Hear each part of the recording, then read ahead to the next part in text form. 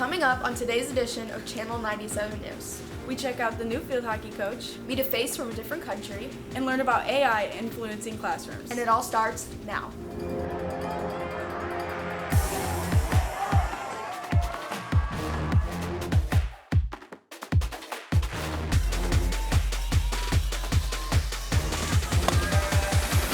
Everybody know that I kill it.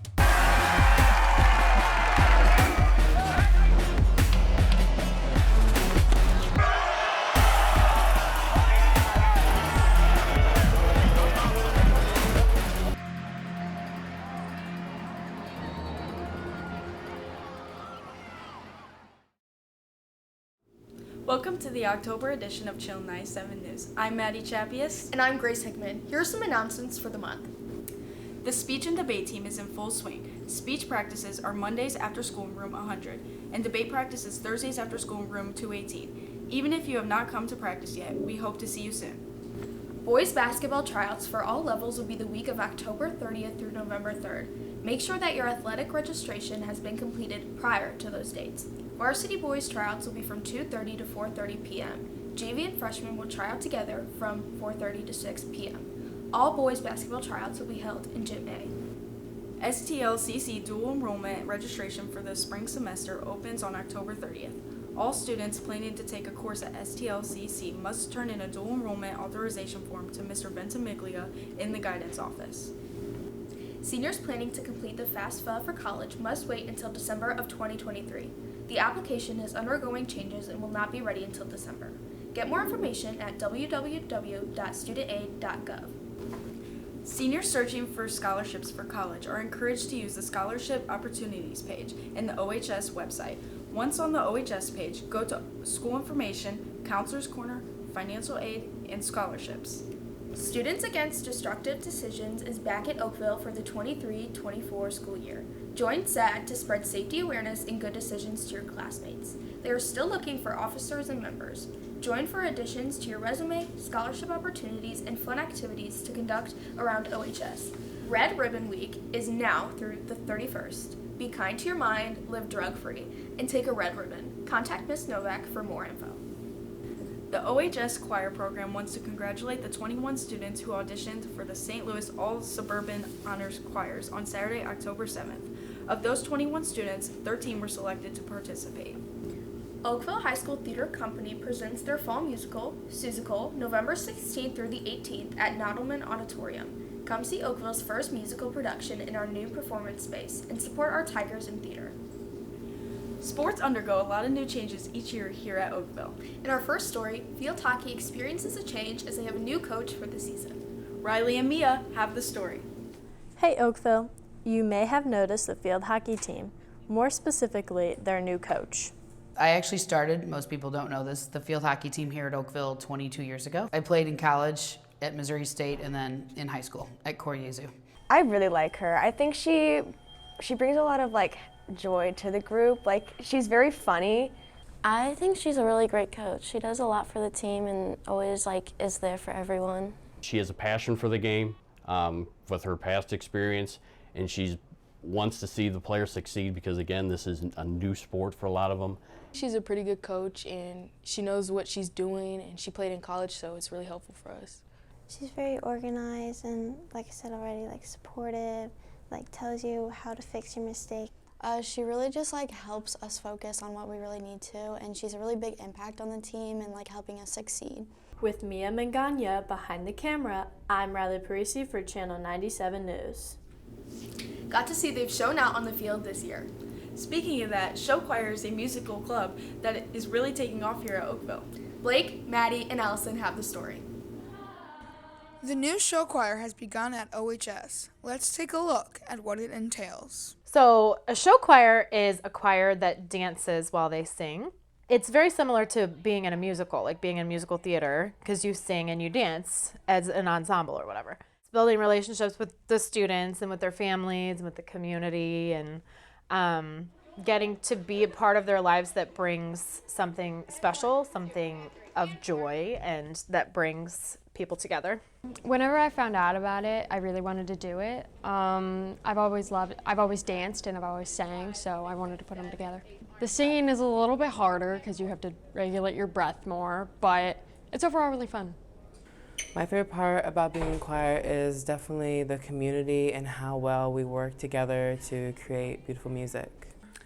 I started doing choreography my freshman year of high school for our show choir whenever we were growing up. My sister is the high school choir teacher here at Oakville, Mrs. Ayers.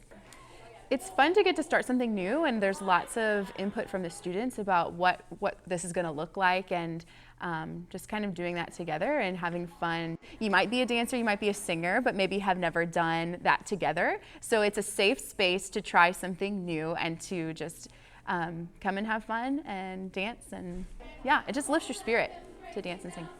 With Maddie Pelzak and Allison Schmidt behind the camera, I am Blake Halston for Channel 97 News. With talent like that, they could go international. They really could. But did you know we have a student here at OHS from across the Atlantic? Yes, I did. Let's meet her with Phoebe, Lizzie, and Trevor. This year at OHS, we have a brand new foreign exchange student. Martina shares with us a little bit about life here in America. Speaking English all the time and having to meet like new people, new friends, and yeah, being on my own. We also asked her about differences in school life. It's completely different. We stay in the same classroom for 6 hours and we have the same classmates for 5 years. So the teachers come to our class, it's not us. We don't have lockers, we don't have sport at school. So, what was her reason for coming? I wanted to improve my English and I thought it was a really great opportunity to become more independent and experience something new. Learning can be hard with new teachers, but one has really stood out for Martina. Probably Mr. Knoll. He's really funny. Mr. Knoll shares how it's been teaching foreign exchange students. It actually hasn't been tough at all. I've had foreign exchange students in the past, and it's actually awesome because I get to see new cultures from a different perspective. So try to highlight that and bring it in and allow them to talk about where they come from so that we can understand it as well. We hope the rest of the year goes as well as it has so far. With Phoebe Real and Lizzie Altenburn behind the camera, I'm Trevor Nitsch for Channel 97 News. Glad to see she's getting used to life here in America. Another thing arriving here at OHS is the use of AI. Parker and Dominic give us our school's thoughts on this technology. As technology advances, so does AI. But what is AI? AI and the terms that you're talking about, I believe, they use all the text combined from a lot of different databases to get a general concept of how our language works, and from the questions you ask, it could take my answers and process that data to give answers to possibly different questions in the same category if you're using that set of data. I think that AI certainly has its place in the classroom.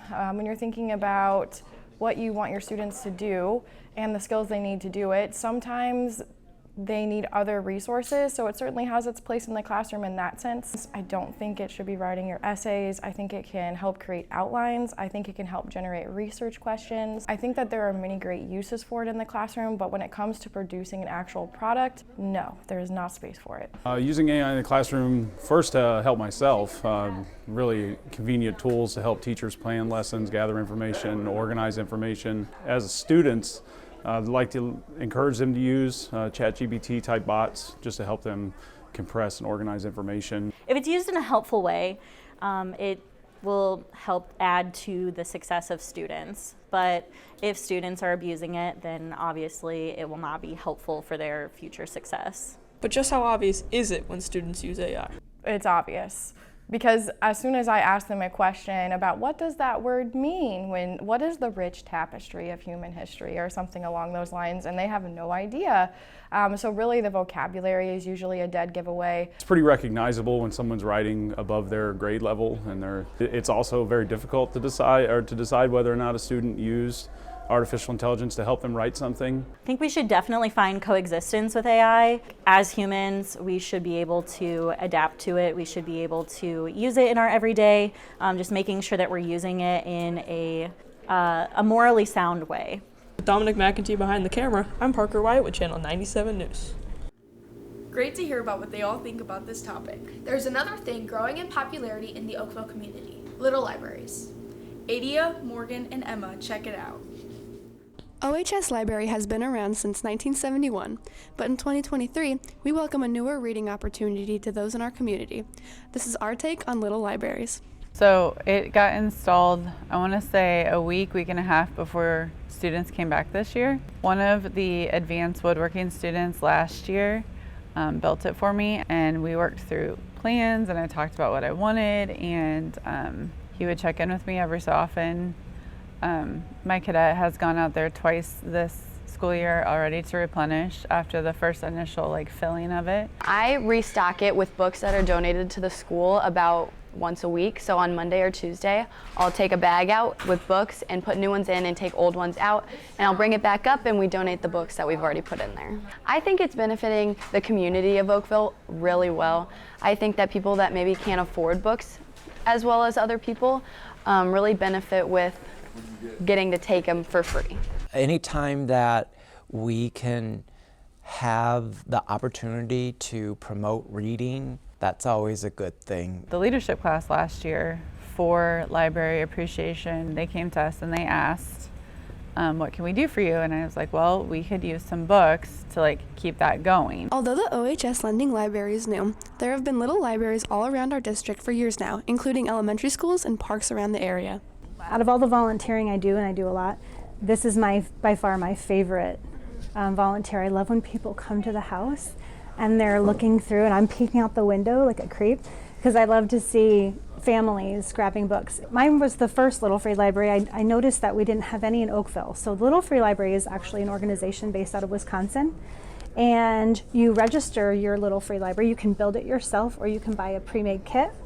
And once you registered, you get a little tag to put on your library, and it has a number. And then if you go to the website, and there's a map there, and you can find all the Little Free Libraries wherever you are. With Emma Burchett and Nadia Gonzalez, I'm Morgan Baker with Channel 97 News. That seems like a cool thing to do. They read my mind.